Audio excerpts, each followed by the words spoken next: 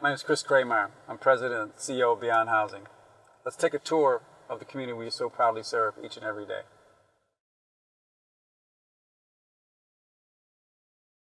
So as we think about our work of strengthening families and transforming communities to create a more equitable and prosperous St. Louis, our thinking about this is really about how do we deal with the multifaceted issues that face community. One is the built environment, right? The houses, the economic development opportunities, and what are the challenges that exist here, and what has the community told us this is what we'd like to see happen. Our foundational way we come to the work is this theory called ask, align, and act. Ask the folks that live here, that call this place home, what's needed, what's necessary, what's important, and how can we make this place everything they want it to be. So clearly one of the first things that folks have said is we want the housing stock to get better, because what we've seen over the years is a abandonment and disinvestment. So what we've been doing for the last almost 12 years now is investing in this community, investing in the people that live here and the housing stock. So while we have houses like this that are abandoned and vacant, what we also have is a whole bunch of new homes that we've built to, again, begin to show folks that when they walk out their front door, they can see physical change. They can see their community beginning to change the visual aspect of it day in and day out. Because again, if people just hear other folks on the outside coming in talking about, oh, we'd like to make things better, but nothing really happens, then that there's a problem. So this home here to the left is just a great example of that. Used to be a vacant and abandoned home that was dilapidated and looked awful. And we knocked that building down and built this new single-family home, 3 bedrooms, 1.5 baths. It is rented to a family that has this great yard in the midst of a lot of redevelopment opportunities. So from this vantage point here at the crest of this little hill, if you can imagine, everything here on the left was vacant and abandoned homes along this whole stretch. There was not one occupied home on this entire stretch. So again, we were able to knock everything down, clear all of that, and build in this 2-3 block radius 42 new homes.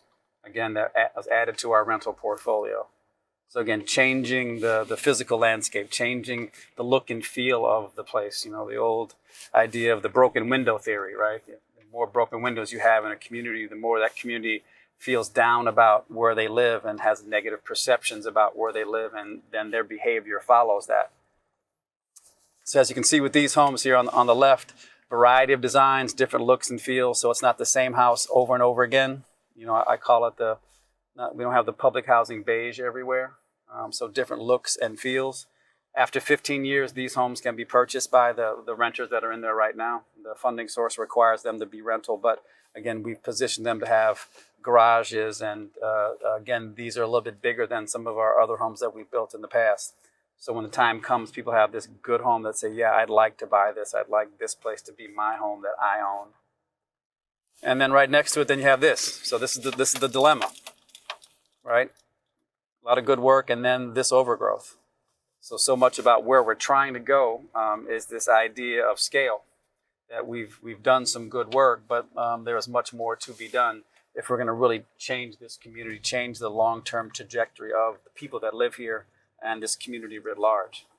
So this work is about constant evolution, constant change, but again, getting to a tipping point where organizations like Beyond Housing aren't needed and necessary anymore in this community to the scope and scale that we're needed right now.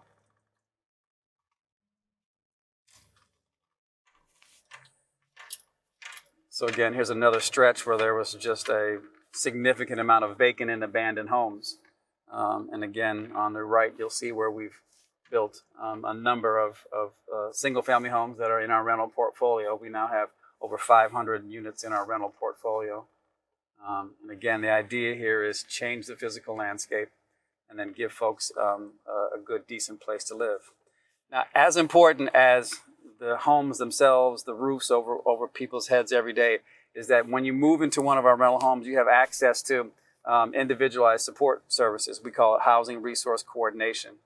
And that's when you come and rent from us, it's not about just, again, signing a lease and moving into a house. It's about what are your dreams and aspirations, and how can we help you get there? What do you need from us to make those dreams come true? Is it you want to send your kids to college, and how can we help with that? You want to become a homeowner. How can we help with that? You want to start a small business. Again, whatever your dreams and aspirations are, our staff's job is to help you with those resources. In addition to those dreams and aspirations, as we've seen over the last year with COVID, there's also crisis intervention that's needed and necessary. And again, we spend a lot of time dealing with the real life issues that people face day in and day out. The challenges that come from living in poverty, and the things that almost always go wrong in some form or fashion. So we've spent a lot of time this past year helping people with rent assistance, utility assistance, and other basic needs. Again, a part of the work is it's not just one thing. Right? It's not just about buildings, but it's also just not about service delivery, because if you're just doing service delivery and you aren't changing the physical landscape, you're not going to be successful. Again, on both sides of the street, you can see a bunch of new homes that we've built over the last 10 years here in the city of Pine Lawn. Again, as we get to the crest of the hill, again, you can see a lot of the new homes that took the place of vacant and abandoned structures, vacant and abandoned lots. This stretch here we sold to homeowners.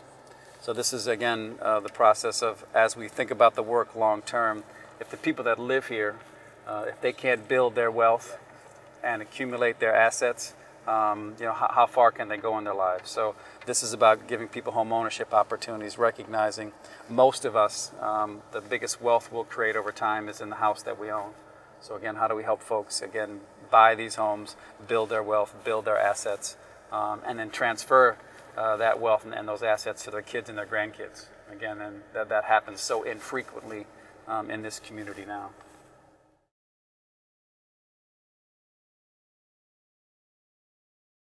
Our role in this community takes many different turns. So as we go down this street here, if you look to the left, that center median wasn't there. This was one big paved street that almost looked like an airport runway. So what we were able to do with the folks at the Metropolitan Sewer District is to secure a $2.5 million grant that we matched dollar for dollar to, again, create storm water mitigation opportunities. Now, that's a fancy word, but what we try to do is beautify this part of this community, right? So take this big, what used to be an airport runway, build sidewalks, build the center median, build, an easier way for kids to walk to the school, which is just down the street. So again, we're investing in this community in a multitude of ways, not only in something simple and basic as the housing stock, but also recognizing, for instance, the center circle here, this roundabout was not here. This was, if you can imagine, one big giant open intersection with 5 streets intervene here. It was chaotic and didn't make any sense. So again, as part of that stormwater mitigation project, we were able to, again, build this roundabout and then build this park here to your left. So one of the other parts of our place-based strategy and our place is the boundaries of the Normie Schools Collaborative, which they comprises 23 distinct municipalities, again, under the boundaries of one school district. We think the importance of and the primacy of a successful school system is for any successful community to thrive long term. That has to be in place. And with Normandy, that is not the case. So what we've done is focused on the geography of the school district. So we're in Pine Lawn, one of the 23 communities. But we've also tried to focus the work in a multitude of different ways. So up in front of us on the right, you'll see Barack Obama Elementary School. It's been open for over a decade now. We originally bought all the land and conveyed the land to the school district so they can build this beautiful state-of-the-art elementary school for the children of the community. It is called Barack Obama. The students got to name it. Some of the other school names in the community are Washington, Jefferson, Garfield, McKinley. So why not President Obama? So when they first built the school over here to the right, you can see the beautiful library there with the floor-to-ceiling windows. When the kids looked out, across the street used to be a vacant liquor store, 2 vacant houses, a vacant lot, and a terrible 3-family house. I had some really smart social work staff of mine tell me that's cognitive dissonance, and I had to have them explain it to me a couple times of what that meant. And after they said, yeah, it didn't make any sense, I'm like, okay, I get that. So we bought everything across the street, knocked it down, and this is our second senior building that we've developed. This is a better place, 53 units of independent living, mostly one bedrooms, a handful of two bedrooms. Big, large community space on the bottom floor, has TV, pool table, dartboard, other places for seniors to, again, be out and be social. So as we drive by the school and head south into the footprint, one of the things that we've talked about is the importance of schools and the importance of the success of the children, the success of the school systems. So right now we have 12 staff people embedded in the schools in Normandy. They're called Family Engagement Liaisons. And their role is to understand what are the challenges that the kids and the families face that prevent the children from fully accessing what the Normandy Schools Collaborative offers them each and every day.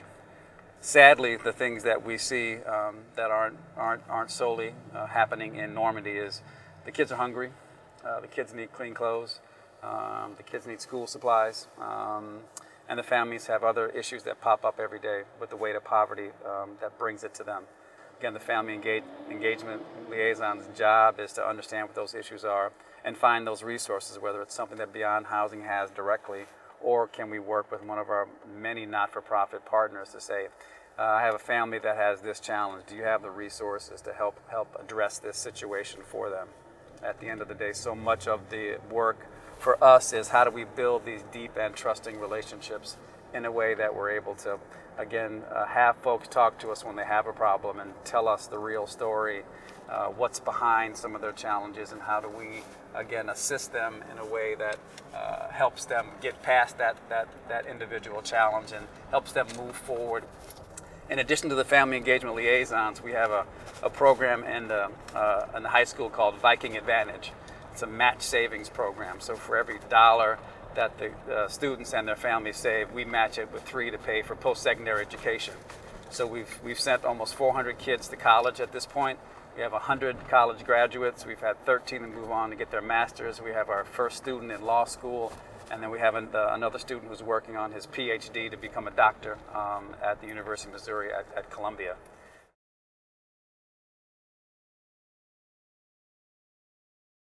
Right now we're driving on Keeneland, which used to be Jennings Station Road, which will turn into Skinker as we keep heading south. We're on the city-county border, county to the west and city to the east. We're clear on the challenges that have been prevalent in North City, have come to North County and have been here for several decades. What we're trying to do is combat those challenges, combat those issues that were brought here because of, again, institutional racism, because of the shift and change that again, had people looking for something a little bit better and then had white flight happening to move people to further parts of St. Louis County. We believe from a regional perspective that if we can't be successful here, sadly, that the challenges that occur have been occurring in North City will continue to sweep over North County, and then what for the region. So we're confident the work that we've been doing, the housing work, the work with families, will be part of that change. As we head into Pagedale down Page Avenue, we're going to see some economic development work that, again, is a piece of this puzzle in terms of how do we look to change this community and move the trajectory in a way that this place and the people that live here can be successful. So as we head west now on Page Avenue, going through Wellston, one of the poorest communities in all of the St. Louis region, we're heading into the city of Pagedale, where we've done a lot of our work over many years, both housing development work and over the last decade or so, a fair amount of economic development work as well. Again, listening to the voice of the community, they said there's a whole lot of things that they'd love to see happen. This was a food desert, so folks asked, well, we'd love to see a grocery store. There was no banking institutions in this community. There was no entertainment opportunities anywhere in the 24-1 footprint. It was a doctor desert as well. There were no places to get your primary care, health care needs met in the community. There were few places to sit down and eat in our community as well. As we go further down the road, we'll see the 24-1 cinema. Again, 24-1 is the name of the initiative. There were originally 24 small municipalities in the boundaries of the Normandy Schools Collaborative, and they came together to have one collective vision about what they wanted their future to look like. So again, the community said that, boy, there's no place for entertainment. There's no place for us to go in this community to do anything relative to entertainment. So we asked, well, what about a movie theater? Because we know, looking at the data on a per capita basis, people in this footprint go see movies on a higher per capita basis than just about anybody else in the St. Louis region. So we were able to develop this cinema. We own and operate it. We did ask a number of other existing operators, would they operate the building if we operated it? And sadly, when they asked where was the theater located and we told them, they all said, no, we're not interested in operating the movie theater. So we stood up and said, look, we'll figure out how to do this. We hired someone with movie experience, and now we have 4 screens, 375 seats, first-run movies, most affordable ticket prices in all of St. Louis, to begin to provide entertainment opportunities for this community. Even better than that, we hire kids from Normandy High School, and we hire as many kids as we can that are part of our Viking Advantage Match Savings Program. So they come here, they get a job, they work. When their check is deposited in their checking account, we triple it. So again, we match those dollars so they can be ready to pay for their post-secondary college life. In addition, our first senior building is over there to the left, that 4-story building there, Rosie Shields Manor. 42 units, mostly ones, a couple of twos, independent living like the one on Vetter Place in Pine Lawn, nice community space. There are 2 seniors who live in that building who literally walk across the street and work at the movie theater as well. Right next to the movie theater is Affinia. They provide primary health care to this community and urgent care. They see over 6,000 people a year come through their doors. We refuse to call it a clinic. It's a doctor's office. Other folks in the region go to the doctor's office. They don't go to the clinic. Why should our community have to go to a clinic? It's a doctor's office. It looks like a doctor's office, feels like a doctor's office, and operates like one. Next to Affinia is BJC Behavioral Health. They provide mental health services for young folks in the community. The trauma that a lot of our kids have lived under for many years and continue to live under causes great stress. So again, providing that mental health services for kids is really important. On the top floor is the St. Louis County Children's Services Fund. It's a taxing body that allocates over $40 million a year to not-for-profits all throughout St. Louis County that provide mental health services for kids. Again, it's great having a funder in our building that, again, allocates a fair amount of resources to our community as well as the rest of St. Louis County. To the left is a building that is going to be opening up July 31st. It's called Carter Commons in honor of former mayor and recently passed Mayor Mary Carter, who was mayor of Pagedale for over 25 years and was our partner and friend. Again, listening to the voice of the community, they told us there was few places in this community to sit down and eat other than fast food restaurants. So on the bottom floor there will be a food hall with three restaurants. Gossip Pasta serving American fare, Healthy Habits, which will serve wraps and smoothies, and 3 vegan brothers, again, who will serve vegan grab and go food. All 3 of those are minority entrepreneurs that have honed their businesses. This is not their first go at running their businesses. Next to the food hall will be Girlfriend's Closet, a clothing boutique. There again are only one other place in our footprint where you can again purchase clothes. On the far east end of the building will be Burn 365, a fitness center providing both personal training and access to again gym equipment for folks in community. On the far west end will be the Drink House Pub. Successful places have pubs, so why can't this community have a pub as well? Upstairs on the far east end is Missouri Home Healthcare Therapy. As the name implies, they're a home healthcare business. They have 30 full-time employees already operating in the St. Louis region. We're in another location in North County and relocated their business here. Again, a minority-owned business, as is Girlfriend Closets, as is Burn 365. The biggest part of the top floor is a community kitchen. Going to be run by a new not-for-profit called Propel Kitchens that we've supported to get up and running and moving. They're going to train young folks how to get into the culinary arts and again how to get into the restaurant world, making living wages. And there's also an event space on that top floor that can fit about 150 people.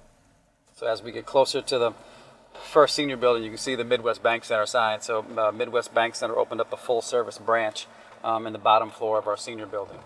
Again, there's never been a bank branch in the city of Pagedale ever. So they've been open out for over 7 years. It's a $45 million branch, and never in Midwest Bank Center's wildest dreams did they think they would have a $45 million branch on the corner of Page and Ferguson in the city of Pagedale. It's worked because they've offered products that meet the needs of the people that live here.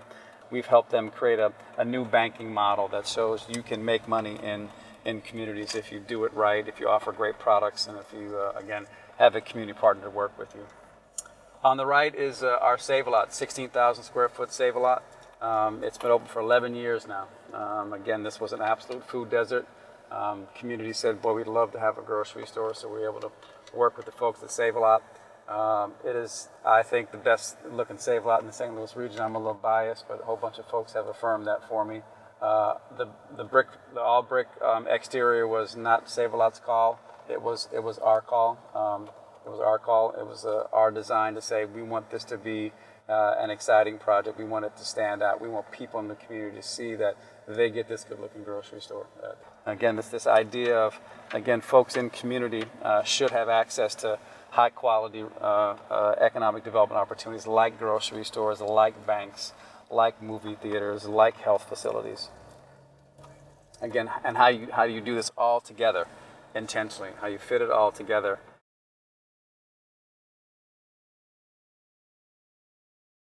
In addition to all the homes that we've built both in Pine Lawn and in Pagedale, throughout the entirety of the 24-1 footprint, we've also given out grants to over 1,000 owner-occupants, mostly seniors, to do owner-occupied home repair. New roofs, new windows, new HVAC systems to let that senior stay in their home. To the left, you can see some more new houses that we built. These were sold to new homeowners over the years. So when you rehab 1,000 homes and let 1,000 seniors be able to stay in their homes, that's having some impact, and that's scale. That's the kind of scale that we'd really like to see in the work. Again, if we're going to transform families and strengthen communities, we're going to have to, again, invest in real and meaningful ways. If the St. Louis region is ever going to change, we're going to have to, again, think about investment of dollars in some different ways, because we're not going to get there the way that we're operating right now. To the right is our Pagedale Family Support Center. This is where we provide a state licensed after-school program, state licensed summer camp. Obviously, with COVID, our numbers aren't as robust as they've been in the past, but as soon as we get past COVID, we're going to have those numbers jump back up. You can see behind the facility here, there's a playground that we built with 400 volunteers in one day, and our friends at Build-A-Bear Workshop, where kids who come to the after-school program and the summer program can use.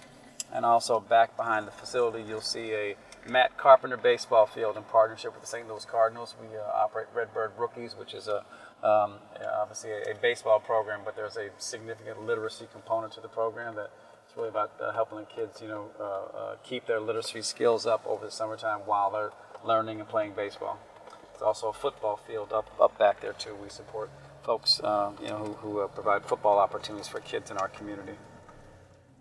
One of the other unmet needs that folks talked to us about was the challenges with health, particularly asthma and diabetes. It was very, very prevalent in our community, so we've added 2 community health workers to our staff. So folks do a lot of community outreach, talking to folks, who have those 2 chronic diseases, and offer them a wide variety of resources so they can help manage those challenges better. We recently received a grant from the Environmental Protection Agency because we also have a forestry program. We've planted almost 1,000 trees in the community, and we're really seeing what the tree canopy in our community will do to reduce the amount of asthma, particularly for children in our community. So if you would have told me 10 years ago we're going to have a forester on staff who talks to people about trees, I would have said, no, we got to build houses, we got to provide programs. But the reality is, when you think about successful places, they have a healthy tree canopy. And what that tree canopy does is a number of things. One, it gives you a visual aesthetic that says this is a successful place. This is a place that has intentionally grown this tree canopy. But what it also does is it helps keep the utility bills down because the shade keeps homes cooler in the summertime. It also keeps the elements off the streets, so a city doesn't have to replace their streets as frequently as it gets beat up by sun and rain.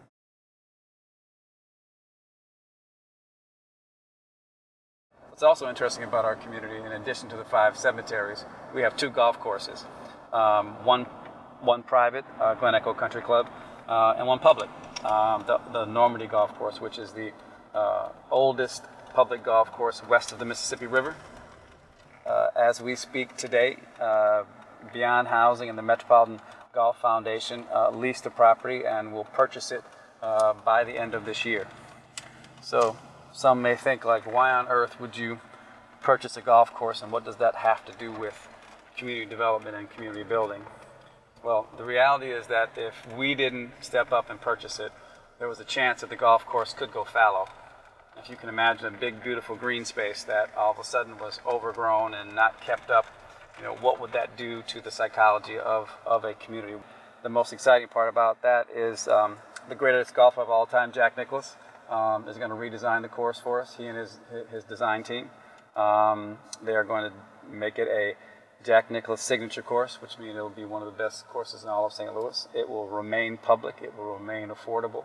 It'll remain available for people in this community. We're going to restart the Normandy High School golf team to, again, get kids interested in the sport and everything that comes with the sport. But there's so much more that happens at a golf course, from the botany, the agronomy of the course, maintaining the course, from the retail aspect of running the clubhouse and everything else that can happen there. So we're going to raise a significant amount of money with Mr. Nicklaus's help to renovate the course, and it'll close in 2022 and reopen in 2023. I think it's also important for folks to understand that this community and this footprint, the 23 municipalities that are up here, are all not the same, and they all aren't monolithically poor.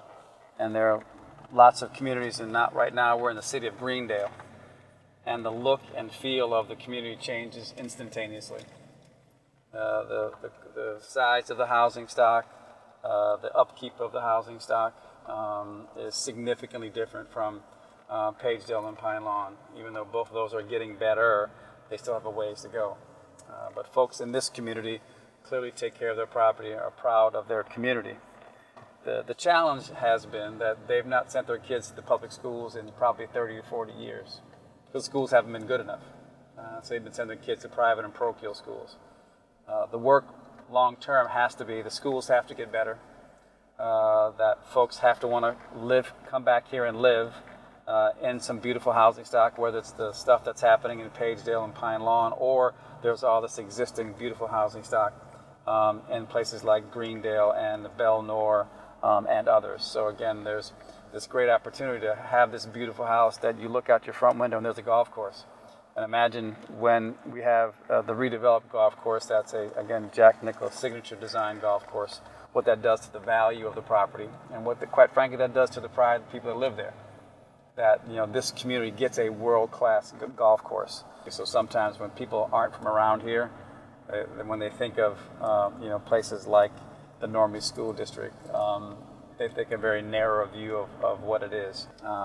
And folks that live here want to see their neighbors get better. And our job is to keep folks here engaged and keep them participatory in the work.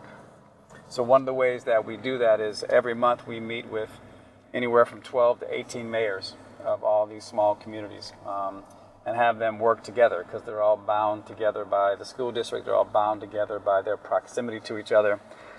And it's really about helping them figure out how can they work together to wring out efficiencies and effectiveness in how they deliver services to their taxpayers and to their residents. Our function is to support them. They're all small cities and don't have a lot of economic capacity, so there's only, I think, one city manager amongst all the 23 communities. So our job is to help facilitate conversations and gather data and do some legwork to figure out how they can work together. There's been a large number of economic development opportunities where they've collaborated on a lot of work together. We're also fortunate here to the left and the right to have an anchor institution in our community. The University of Missouri St. Louis has been here for over 60 years and actually purchased the land for the campus from the Normandy Schools Collaborative way back when. So again, we're heading east on Natural Bridge, and we're going to make a left up here. You see those towers stand there. That is always an interesting indicator, like, all right, there's something else happening here, like why does this street have these towers here? So we'll take a peek at what's happening here in Pasadena Hills. So the first time I drove through here, and any time I bring in anybody through here, they're simply amazed at, like, what's going on with this place. And it's just, again, a reminder of, you may not know everything you need to know about our community. Again, these homes, if you move them a couple miles to the south, will significantly go up in value. The city manager of Clayton used to be on the board of directors of Beyond Housing, and first time I took him through here, he said, this is Old Town Clayton. The look, the feel, the design. So again, in our community, again, we have places that are struggling and that need additional investment, and we have places like this. So again, what we know to be true, because again, we've seen it in parts of North City, that beautiful housing stock like this can decay and can deteriorate and can eventually go away.